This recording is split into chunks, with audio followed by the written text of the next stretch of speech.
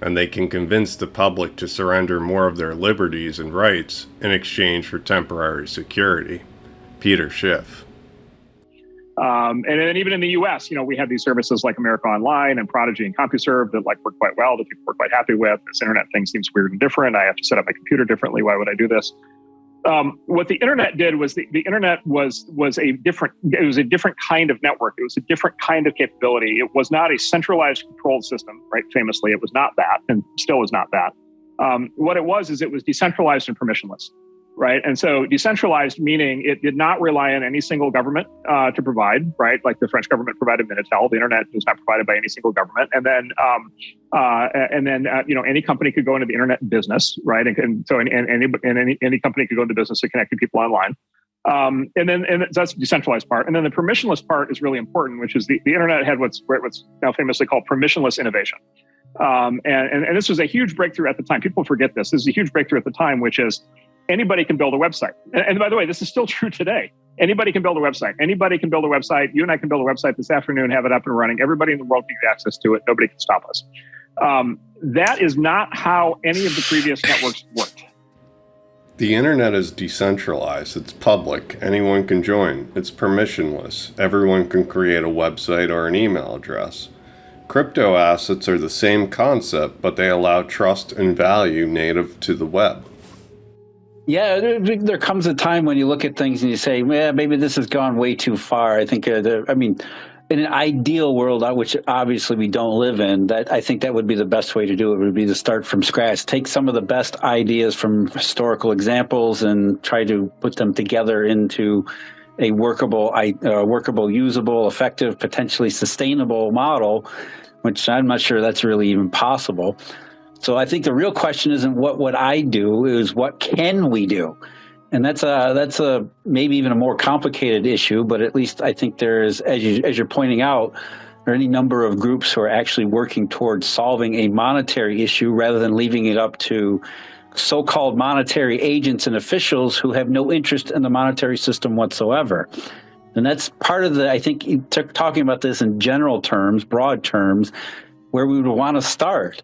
We want to refocus so much effort and energy from this, pardon my language, psychology horseshit, and get back and looking at the monetary system. Let's take a look at what the banking system is doing, or even ask the question, which I think is what crypto investors and innovators are doing.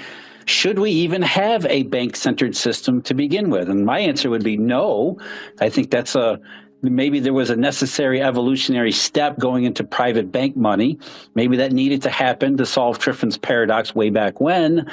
But given the technological advancements since then, I have no problem with a decentralized monetary arrangement that doesn't privilege banks in any number of ways, including information asymmetry. And I'm not really too fond of central banks, even if they were actually monetarily proficient. There was an evolution of money, and banks served a role as trusted middlemen. Now the banks have become corrupted with moral hazard, and it's going all the way to the central banks. Decentralized protocols or crypto assets is a technology that replaces many of the functions a bank carries out. Trust foundation that a public infrastructure provides.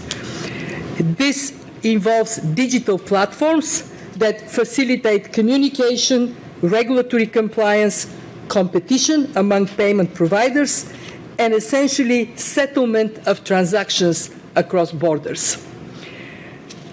So here is an example. My bank in Washington can take $10 from my account, digitalize it in a token, send the $10 to Thomas here in Zurich instantaneously, not by mail, not as a check.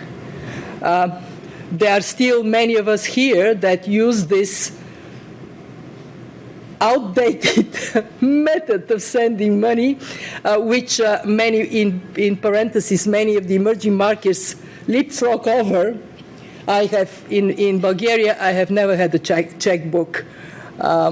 So we can do that, and this is with maximum speed and basically almost cost-free. So these new public platforms already with us, they would continue to evolve. What we have heard from emerging markets and developing countries is that there is a keen interest in extending services beyond just payments. Could the exchange of one currency into another be available on the platform? Why not? Could less liquid currency pairs find more willing counterparts so there is the strength of the collective? And this fact of life is that payment platform could become much more useful to a wider range of users. And this potential evolution will be driven by the ability to program the platform. We have always heard that crypto is bad, but blockchain is good. Listen to Kristalina Georgieva, head of the IMF, speak about a public platform with programmability for the tokenization of $10 sent across seas. She is talking about a platform that is built on a decentralized protocol, or crypto.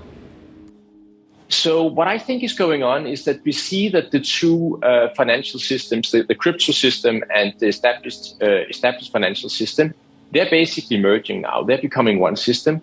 The task is to build infrastructure that facilitates integration, and that includes stepping up work on cross-border payments. I have heard from so many of you bringing this point. And that is what my further analogies with Switzerland would be about. How we can develop a new public infrastructure to connect and regulate various payment systems to counter fragmentation and also address the issue of trustworthiness that many of you talked about. In other words, secure an international payment system for the digital world. Build the financial roads, railways, bridges, and tunnels that allow currencies to be exchanged and capital to flow between countries. If all countries join an international cross-border platform, who will control that platform? It's better if no one controls it. Whoever controls the network would have an advantage, but a public distributed ledger, no one party controls it. It is trustless. Therefore, no one has an advantage.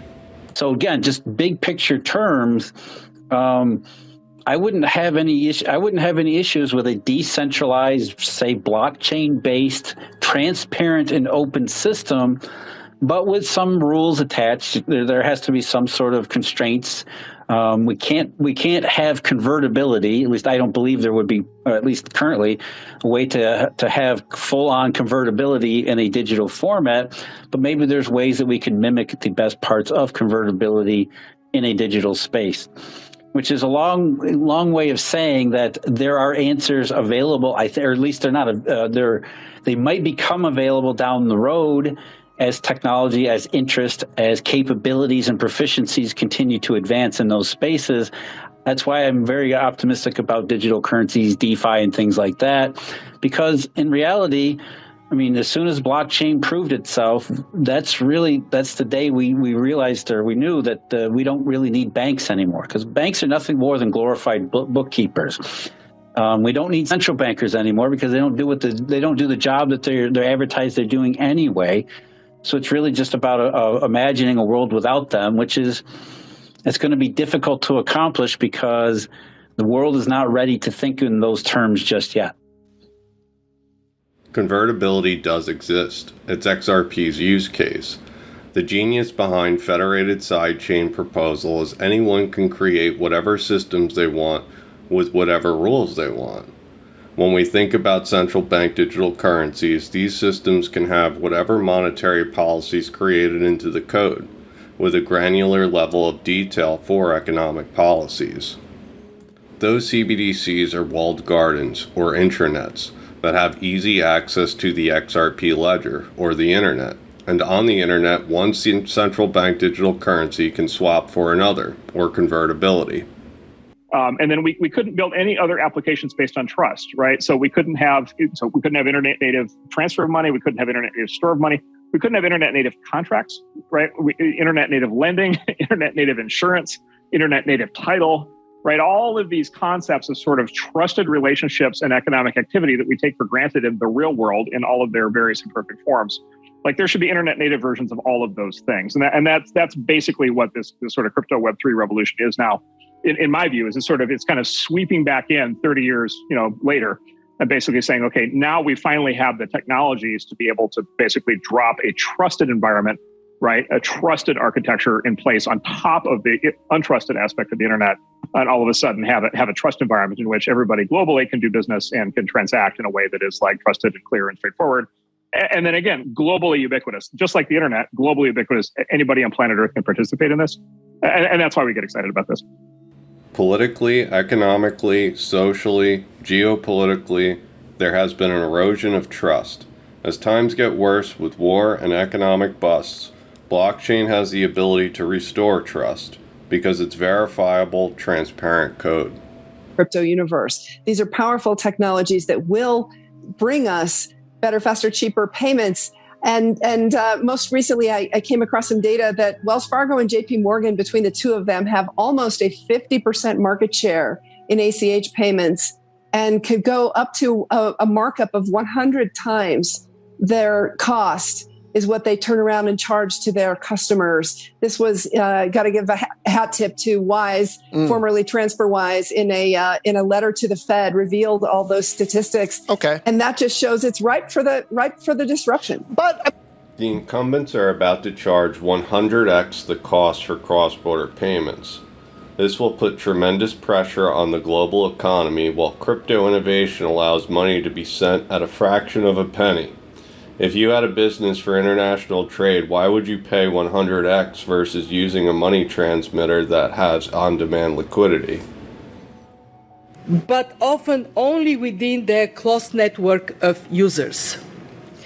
And there are geopolitical risks. Some countries may consider developing parallel disjoint payment systems to mitigate the risks of potential economic sanctions.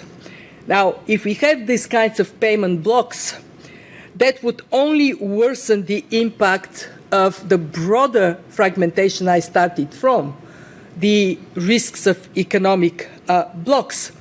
And that would only add to inefficiencies and reinforcing a damaging trend, harming productivity and, of course, harming ultimately living standards in all countries. Obviously, we can do better.